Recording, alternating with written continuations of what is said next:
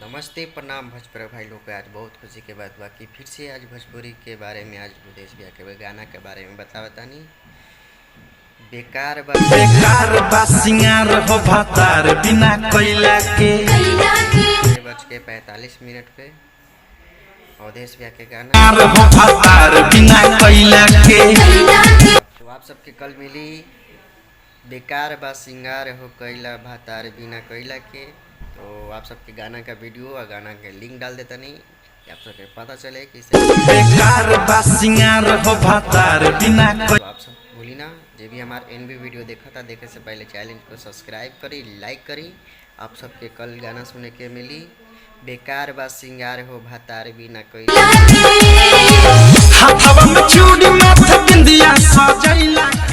इसे सब गाना का प्यार डाल देता नहीं, उसे गाना का प्यार डाल दी या चैनल को सब्सक्राइब करी, लाइक करी या दोस्तों में शेयर करी। आप सबके गाना का वीडियो की लिंक डाल देता नहीं और प्यार डाल दी। अच्छा लगी तो चैनल को सब्सक्राइब कर ली, अच्छा लगी तो कमेंट करी, दोस्तों में शेयर करी, लाइक करी और आप सबकी वीडियो की लिंक डाल देते नहीं। आप सब देखिए और ये गाना का प्यार डाल दी या चैनल को सब्सक्राइब करी, लाइक करी। ऐसे सब गाना का प्यार डाल देता नहीं और सेव गाना का प्यार डाल दी या चैनल को सब्सक्राइब करी, लाइक करी, दोस्तों में शेयर करी। बेकार बस सिंगार हो भातार बिना कोयला के हो सखी कोयला के। तो आप सबके गाना के लिंक डाल देता नहीं, आप सब देखिए गाना का प्यार डाल दी, चैनल को सब्सक्राइब करी, लाइक करी, दोस्तों में शेयर करी।